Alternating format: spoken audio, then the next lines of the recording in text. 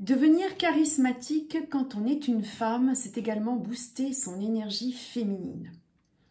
En quoi et comment pouvons-nous accroître notre charisme en boostant notre énergie féminine? Eh bien, c'est ce que nous allons voir aujourd'hui dans cette vidéo en 13 points.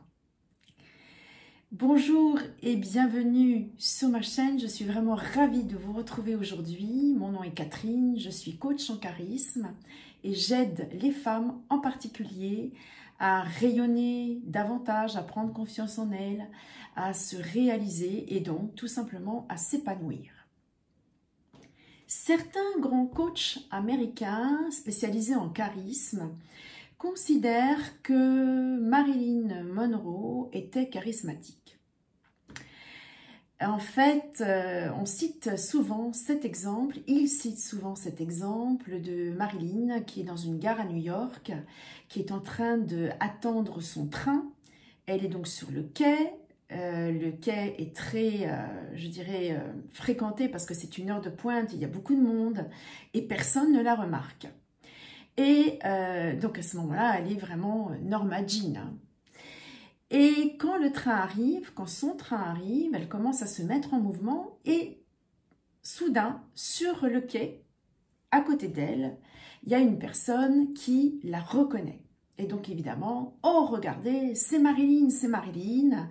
Et là, il va s'opérer un shift total dans la personnalité de Marilyn. Elle va adopter un autre mindset, elle va changer de posture, elle va endosser ce rôle de Marilyn Monroe où elle devient complètement magnétique avec son aura féminine extrêmement attirante, etc. Certains coachs disent qu'elle est charismatique. Moi, je dirais qu'ici, elle prend la pleine puissance de son énergie féminine. Donc évidemment, elle crée une émeute et c'est l'histoire en fait qui est souvent citée. Donc aujourd'hui, nous allons voir dans cette vidéo eh bien, comment booster notre énergie féminine et ainsi devenir plus charismatique. Le premier point que je souhaite évoquer, c'est votre routine matinale. Eh bien, la routine matinale, en fait, l'objectif, c'est d'engrammer le fait que vous êtes votre priorité. Quand on parle de routine matinale, moi la première, hein, on n'a pas toujours envie de se lever à 6 h du matin pour faire de la gym, de la méditation, où on n'a pas forcément le temps de consacrer 2 heures, n'est-ce pas, chaque matin avant de commencer à travailler, à passer 2 heures, à être, je dirais, focus sur nos rituels matinaux. Donc, essayons de simplifier les choses, mais néanmoins, il est important vraiment d'acter le fait que vous êtes votre priorité. Donc ça peut être en faisant quelque chose qui vous fait du bien pour vous mettre en route. Ça peut être commencer à faire des étirements, boire un verre d'eau chaude, aller regarder le lever du soleil depuis votre terrasse, peu importe. Ce peut être aussi faire du journaling, hein, écrire dans un journal d'auto-soin. D'ailleurs, c'est pour cela que j'ai partagé le journal d'auto-soin depuis quelques séances vidéo dans la barre d'infos sous la vidéo et vous l'avez encore aujourd'hui. J'ai mis un lien vers un journal d'auto-soin gratuit parce que je sais que moi, c'est ce qui me fait du bien. Et c'est ce qui me permet de me mettre en route le matin, d'écrire dans mon journal d'auto-soin ma gratitude, mes objectifs pour la journée, mes buts. Et vraiment, je vous y encourage. En tout cas, moi, je sais que ça me fait beaucoup plus de bien que de faire de la méditation. Mais c'est vraiment quelque chose qui vous appartient. Nous sommes toutes différentes. Donc, l'idée à retenir ici, c'est vraiment de vous prioriser, c'est-à-dire d'acter le fait que vous êtes votre priorité. Donc, c'est cette intention que vous allez poser pour votre journée. Et ça va vous permettre également de vous ancrer davantage. Le deuxième point, les affirmations. Ici, je ne vais pas rentrer dans le détail des affirmations, mais il est important de vous parler à vous-même et de répéter quotidiennement qui vous voulez être et ce que vous voulez communiquer au monde. Vous avez besoin de communiquer à vous-même au travers des affirmations. Vous avez besoin d'affirmer que vous êtes le personnage principal de votre vie et de poser vos intentions pour la journée. Vous devez poser des affirmations sur le type de femme que vous voulez être. Et ça va vous aider à faire face à une personne qui vous harcèle, par exemple, à un homme qui vous ghoste, à une personne qui vous manipule ou qui vous fait vous sentir mal, etc. Donc, c'est très important. Donc, répétez ces affirmations chaque matin. Le troisième point, habillez-vous d'une façon qui vous fait vous sentir confiante. Ça n'implique pas forcément des talons, une robe, etc. ou je ne sais quel cliché de la femme parfaite, pas du tout. C'est ce qui vous fait vous sentir puissante, vous, dans votre énergie féminine. Déterminez ce qui vous fait vous sentir confiante et dans la pleine puissance de votre féminité. Que ce soit confortable ou sexy, définissez-le pour vous, de façon à ce que dans votre tête, dans votre corps, vous vous sentiez dans votre puissance féminine. Si vous ne savez pas quoi porter, ni comment vous présenter, allez sur Pinterest ou allez sur Instagram pour repérer des looks qui vous attirent et qui vous inspirent. Quel est votre style? Définissez-le. Votre style est une extension de vous-même. Assumez-le. Le quatrième point, pratiquez le recevoir. Le propre de l'énergie féminine est de savoir recevoir. Les compliments, les idées, le flot de la vie.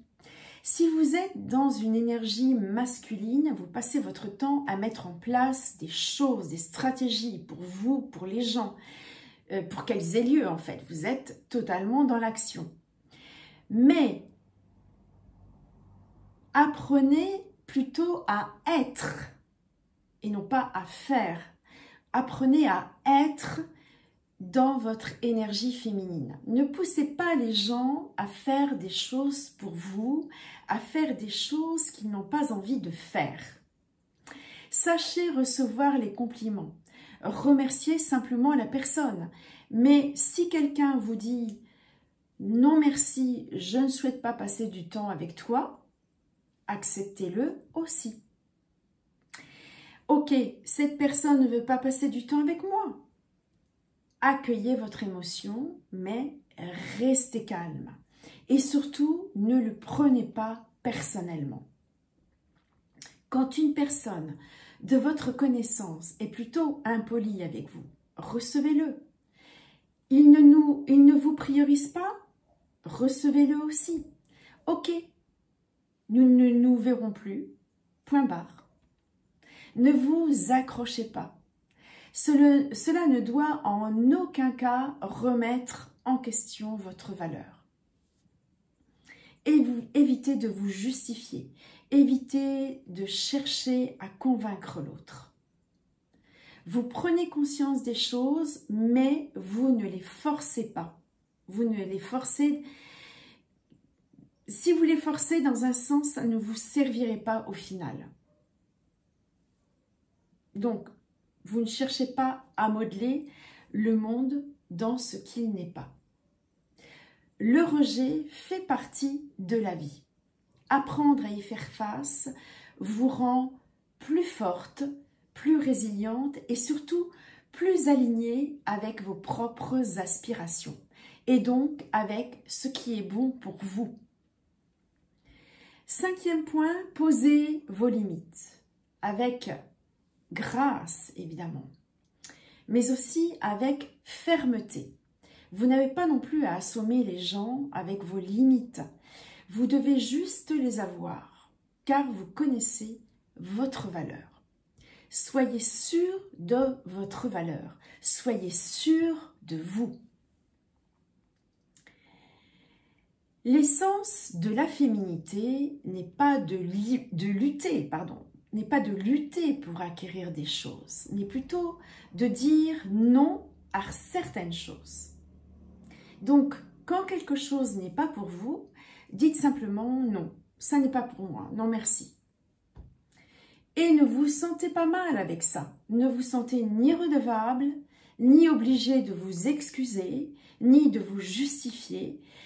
Vous ne devez ressentir aucune culpabilité. Alors, on s'est parfois entendu dire « Oh, écoute, tu as tort, tu ne devrais pas. » Non, on n'a pas tort. C'est ok de dire non. C'est ok d'avoir des valeurs et des limites. Le 6e point, ralentissez et soyez présente.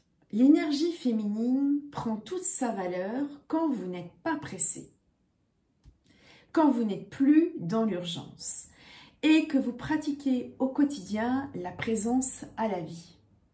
Ne vous précipitez pas, prenez les choses avec distance et discernement. Quand vous rencontrez quelqu'un, par exemple, ne vous précipitez pas. Observez et laissez plutôt l'autre venir vers vous, car en réalité, vous ne savez pas qui est l'autre à ce stade. 7e point, créez un espace que vous adorez. Un bel environnement permet en effet à l'énergie féminine de circuler. Même si vous n'êtes pas une maniaque du rangement, vous pouvez créer des moments magiques, des moments magnifiques, un beau repas avec des bougies, des fleurs, ou apprécier de vous retrouver dans de beaux endroits pour aller prendre un thé ou un café, ou de passer un moment délicieux dans un restaurant. Donc vraiment, si vous ne pouvez pas créer cet espace de magie à vous, parce que vous vivez avec d'autres personnes ou parce que vous avez des enfants, essayez au moins de le créer dans votre chambre, un petit espace rien qu'à vous et qui vous fait plaisir, qui vous fait vous sentir à l'aise. 8e point, bougez votre corps d'une façon qui vous convient et qui vous correspond. Trouvez ce qui vous correspond, ce qui vous fait du bien, du yoga, du pilates, de la danse. Danser peut vous aider à booster votre image de vous-même et à vous sentir connecté à votre corps. Et si vous préférez soulever des poids, des haltères, eh bien faites-le. 9e point, accueillez vos émotions et ne cherchez pas à les supprimer. Nous réprimons souvent nos émotions, on se réfrène évidemment, parce que pour ne pas évidemment réagir à chaud. Quand vous demandez à quelqu'un pourquoi il ne cesse de vous blesser par exemple, et s'il ne veut pas entendre, s'il est fermé au dialogue, ne perdez pas votre temps. Il en va du respect que vous vous portez à vous-même.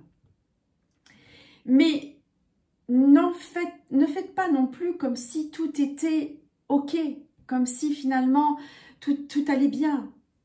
Exprimez votre ressenti. Tu m'as heurté, tu m'as blessé. Faites savoir si la personne a dépassé vos limites. Fermement, mais clairement. Et si c'est récurrent, prenez vos distances et lâchez prise. Le 10e point, dites-vous merci à vous-même avant de vous coucher. Je suis fière de quoi aujourd'hui? Votre enfant intérieur a besoin de l'entendre. Écrivez dans votre journal de gratitude, par exemple, en quoi vous pouvez vous dire merci. Voici les 3 choses pour lesquelles je suis reconnaissante aujourd'hui. Cela va vous aider à construire votre confiance en vous. 11e point, entourez-vous d'influences positives. Ne suivez pas les personnes qui pourraient vous faire vous sentir triste ou négative ou vous faire vous sentir mal. Coupez avec ces gens. Arrêtez de regarder également ce qui vous fait du mal ou qui vous fait souffrir ou qui vous fait peur. La vie est trop courte pour vous laisser drainer votre énergie. Le 12e point, pratiquez le pouvoir tranquille, la force tranquille, le pouvoir tranquille. Cela n'a rien d'agressif ni de violent. Au contraire, c'est vraiment gagner en pouvoir, mais d'une manière douce. Quand vous dites non à quelqu'un, que vous posez vos limites, comme on l'a déjà vu, vous n'avez pas à vous justifier, ni à expliquer quoi que ce soit. Une fois que vous l'avez posé, c'est fait. Ne vous excusez pas non plus. Quand vous êtes anxieuse et que vous avez ce fameux syndrome d'attachement ou de dépendance affective face à quelqu'un qui dépasse la limite, parfois vous pouvez lui dire « Ah oui, mais si je lui dis ça, peut-être qu'il va mal le prendre et qu'il ne voudra plus de moi. » Non, vous dites les choses calmement. Vous n'avez pas besoin de crier sur les gens, mais vous le dites et vous n'avez pas à leur courir après. C'est comme ça.